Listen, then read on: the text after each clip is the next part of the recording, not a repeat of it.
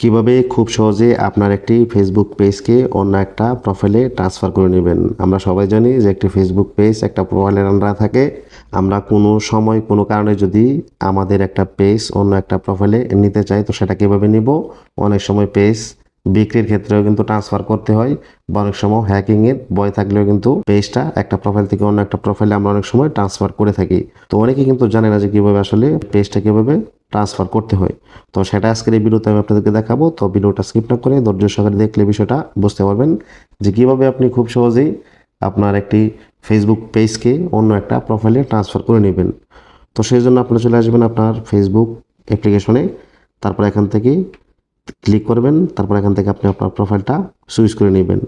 তো আমি এখান থেকে আমার প্রোফাইলটা সুইচ করে নিলাম। তারপর এখানে আপনারা আবারও থ্রি লাইনে ক্লিক করবেন। থ্রি লাইনে ক্লিক করে আপনারা নিচে প্রাইভেসি এন্ড সেটিংসও যেতে পারেন, অথবা উপরে দেখতে পারবেন সেটিংস এখন আছে, তো এই সেটিংস এখন একটা ক্লিক দিয়ে দিবেন। তারপর আপনারা এরকম একটা অপশনে চলে আসবেন, আপনারা একটু স্ক্রল ডাউন করে নিচে চলে আসবেন। এখানে দেখতে পারবেন পেজ সেটআপ বলে একটা অপশন আছে, আপনাদেরকে এখানে একটা ক্লিক করতে হবে। এখানে একটা ক্লিক করার পরে দেখতে পারবেন এখানে লেখা আছে পেজ অ্যাক্সেস, তো আপনাদেরকে এখানেও আরেকটা ক্লিক দিতে হবে। তো আমি এখানে একটা ক্লিক দিয়ে দিলাম। তারপর এখান থেকে দেখতে পারবেন অ্যাড নাও বলে একটা অপশন আছে, তো আপনারা এই অ্যাড নাও উপরে ক্লিক দিয়ে দিবেন। তারপর এখান থেকে নেক্সট দিয়ে দিবেন।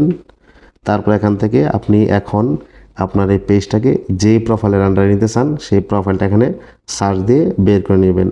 তো আমি ধরুন এখান থেকে সেই প্রোফাইলটা সার্চ দিয়ে বের করব। অনেক সময় হয় কি যে ফেসবুক আপনি যে নামটা সার্চ দিচ্ছেন সেগুলো অনেক নাম চলে আসে, আপনার নামটা আসতেছে না। তো সেই ক্ষেত্রে আপনি আপনার ফেসবুকের নামটা চেঞ্জ করে নিতে পারেন। তো কীভাবে ফেসবুকের নাম চেঞ্জ করবেন সেই ভিডিওর লিঙ্ক এই ভিডিওর ডিসক্রিপশন বক্সে পেয়ে যাবেন, চাইলে সেখান থেকে ভিডিওটা দেখে আসতে পারেন। এমন একটা নাম দিবেন যাতে এই জায়গায় সার্চ দিলে চলে আসে। তো এখানে কিন্তু আমার নামটা সবার উপরে চলে আসছে। তো আমি এখান থেকে নামটা দিয়ে এখান থেকে অ্যালাউ দিস পারসন, মানে এই নিচের অপশনটা ফুল কন্ট্রোল যে অপশনটা আছে সেটা অন করে তারপরে গিভ অ্যাক্সেস এখানে দিয়ে দিবেন। তারপরে এখান থেকে আপনি আপনার ফেসবুকের যে পাসওয়ার্ডটি আছে, অর্থাৎ আপনার ফেসবুক প্রোফাইলের যে পাসওয়ার্ডটি আছে সেই পাসওয়ার্ডটি দিয়ে কনফার্মে ক্লিক দিয়ে দিবেন। তারপর আপনার হোয়াটসঅ্যাপে একটা মেসেজ আসবে, অর্থাৎ একটা কোড আসবে, সেই কোডটা দিয়ে কন্টিনিউতে দিলে কিন্তু হয়ে যাবে। কোডটি দিয়ে কন্টিনিউতে ক্লিক দিয়ে দিলাম, তারপর আবার কনফার্মে দিব। তারপরে কিন্তু আপনি যেই নামটাতে ওই নোটিফিকেশনটা পাঠাইছেন ওখানে দেখতে পাচ্ছেন যে 30 দিনের ভিতরে কিন্তু ওখানে অ্যাকসেপ্ট করতে হবে। যদি অ্যাকসেপ্ট না করে তো সেক্ষেত্রে কিন্তু আবারও রিটার্ন আমার এই আইডিটাতে এই পেজটা চলে আসবে। তো এখন আমি ওই প্রোফাইলটাতে গিয়ে সেটা অ্যাকসেপ্ট করে আপনাদেরকে দেখাচ্ছি যে আপনারা কীভাবে অ্যাকসেপ্ট করবেন। তো সেই জন্য আপনারা ওই প্রোফাইলটাতে চলে আসবেন। প্রোফাইলটাতে আসার পর আপনার নোটিফিকেশন বারে যাবেন, রিফ্রেশ দিয়ে দিবেন।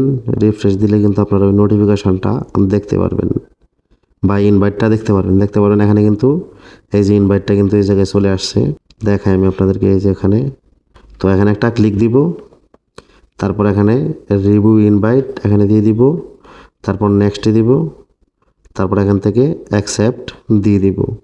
তাহলে কিন্তু ওই পেজটা আমার এই প্রোফাইলের আন্ডারে চলে আসবে। ঠিক আছে, সুইচ নাও দিব। আমি আপনাদের প্র্যাকটিক্যাল দেখাচ্ছি। এই যে আমার এটা কিন্তু এই প্রোফাইলের আন্ডারে কিন্তু এই পেজটা চলে আসছে। তো আশা করি আপনারা বুঝতে পারছেন যে কীভাবে খুব সহজে একটা ফেসবুক পেজকে অন্য একটা প্রোফাইলের আন্ডারে নিয়ে যাবেন বা বিক্রি করে দিলে কীভাবে সেটাকে আলাদা করে বা তাকে দিয়ে দিবেন। তো আশা করি বুঝতে পারছেন। তো ভিডিওটি ভালো লাগলে অবশ্যই লাইক কমেন্ট শেয়ার এবং চ্যানেলটি সাবস্ক্রাইব করে রাখবেন। ফেসবুক থেকে যদি দেখে থাকেন অবশ্যই ফলো দিয়ে রাখবেন। ধন্যবাদ সবাইকে। আসসালামু আলাইকুম।